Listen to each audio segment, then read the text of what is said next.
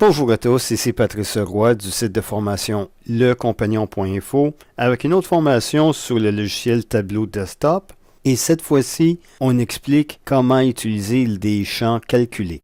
À l'intérieur de votre base de données, de votre série de données, vous avez déjà vos données que vous pouvez utiliser. Mais à l'occasion, il est nécessaire de créer vos propres calculs, de créer vos propres ratios et donc de créer vos propres champ calculé. Et qu'est-ce qu'on va faire ici? Pour commencer, on va juste prendre le champ salaire actuel et on va le mettre dans la liste des données. Alors, on sait que la masse salariale de l'entreprise en ce moment est de 91 millions de dollars. Ceci est le salaire actuel. Si on regarde le salaire de départ et on l'ajoute ici et on va le changer en format texte, on voit aussi que le salaire de départ était de 79 millions. On peut faire un petit calcul déjà pour voir la différence et avoir un chiffre exact. Je vais ajouter un champ calculé. Il y a différentes façons de le faire. Je pourrais créer un champ calculé à partir d'ici. Mais en fait, je peux aller sur n'importe quelle mesure ou dimension, aller dans la section Créer et créer un champ calculé. Il suffit de dire le nom. Ici, on va appeler ça Différence des salaires. Et on va créer notre formule. Ici, on se place et on va aller choisir les champs qu'on a besoin. Alors, j'ai besoin du salaire actuel. Et dès que je commence à écrire, Tableau va me donner la liste de tous les variables, mais aussi des fonctions qui sont disponibles.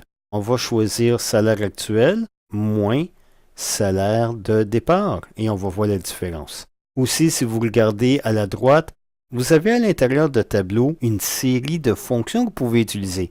En fait, si j'ai bien compté, il y en a plus de 141 fonctions qui sont disponibles et que vous pouvez combiner pour aller chercher ce que vous avez besoin. Là, on fait juste un champ calculé très simple. On veut juste la différence entre deux sommes. J'appuie sur le bouton OK et il y a une nouvelle mesure qui s'est ajoutée qui s'appelle différence des salaires. Je l'ajoute dans la zone des repères ici et je la convertis en mode texte. Et voilà, on voit la différence entre les deux. Alors, c'est déjà bien, on peut commencer à faire des calculs très simples, combiner et faire des choses intéressantes. Mais j'ai parlé qu'il y avait aussi des fonctions qui étaient disponibles. Et une des plus intéressantes parmi le lot, c'est la fonction si. Alors, on va se travailler un petit peu là-dessus, voir qu'est-ce qu'on pourrait faire aussi avec. On va encore une fois ajouter un champ calculé que je vais appeler le salaire ajusté. Ajusté, voilà, ça c'est le nom. Et je veux utiliser la fonction si. Tableau est en anglais, la liste de toutes les fonctions sont en anglais. Ah, il faut s'ajuster, c'est tout en anglais. Je vais prendre la fonction si, if en anglais, voilà. Je vais m'amuser et je vais donner une augmentation de salaire à tous ceux qui ont eu une évaluation très satisfaisante. Alors, où est-ce qu'on a cette information-là? Eh bien, on l'a dans la dimension évaluation 2016. Alors, on va juste écrire E accent aigu. Alors, il est là, oui, je vais le choisir. Si ça, c'est égal à très satisfaisant, voilà, je ferme les guillemets, then, alors, qu'est-ce qu'on va faire? Eh bien, j'appuie sur Enter pour aller sur la prochaine ligne, bien, je vais écrire salaire actuel, multiplié par 1, alors ça va me donner exactement le même montant. Et vous voyez, ici, on a un assistant de fonction ici, et il voit qu'il me manque des éléments, alors ça c'est bien. Une autre chose, il ne faut pas oublier que Tableau est américain, donc la décimale aussi est en anglais. Donc la décimale doit être un point et non une virgule comme on est habitué. Je vais donner une augmentation de 5% à tous ceux qui ont eu une note très satisfaisante. Voilà, j'appuie sur Enter. Eh bien sinon, else, bien, alors ça va être seulement le salaire actuel. Et aussi, une des caractéristiques de Tableau, et lorsqu'on utilise if, then, else, il faut terminer l'usage de la fonction si avec la fonction end. Et voyez-vous maintenant, le calcul est valide. Tableau confirme que notre calcul va fonctionner et j'appuie sur le bouton OK. On a maintenant un nouveau salaire ajusté. Je vais prendre maintenant le salaire ajusté. Et je le transfère dans la zone de repère ici. Oui, il me met en format de détail, mais je veux vraiment le voir sous forme de texte. Et là, on dit que ce n'est pas assez large pour toutes les données. Alors, qu'est-ce que je fais?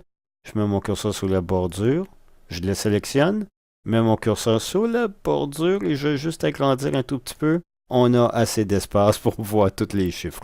Alors, voyez-vous, notre salaire ajusté en donnant un 5% à tous ceux qui ont eu une évaluation très satisfaisante. On a maintenant une masse salariale de 93 millions. Je veux vraiment voir mieux que ça. Je veux donner 3% à tous ceux qui ont eu une évaluation satisfaisante. Alors, qu'est-ce que je vais faire ici? Je vais premièrement le retirer. Je retourne dans le salaire ajusté et il y a maintenant une option pour modifier. Ici, on voit notre évaluation initiale et comme j'ai mentionné, je veux donner un 3% de plus à tous ceux qui ont eu une évaluation satisfaisante. Alors, qu'est-ce que je fais? Je viens ici et on va utiliser une autre fonction de tableau qui s'appelle else if. Qu'est-ce qui arrive si? Et là, je vais dire l'évaluation est égale à satisfaisant. Voilà, je ferme les guillemets. Then. Alors, à ce moment-là, qu'est-ce que je vais faire? Un salaire actuel multiplié par 1,03 et le calcul me dit que c'est valide. Je peux faire OK maintenant. Je reprends le salaire ajusté et je le rapporte dans la zone, encore une fois, converti en format texte. Et on voit l'ajustement à 94 millions. De cette façon, on vous a montré comment non seulement créer un champ calculé simple, mais aussi comment créer un champ calculé avec des fonctions. Et encore là, on peut modifier les fonctions pour mieux répondre à nos besoins.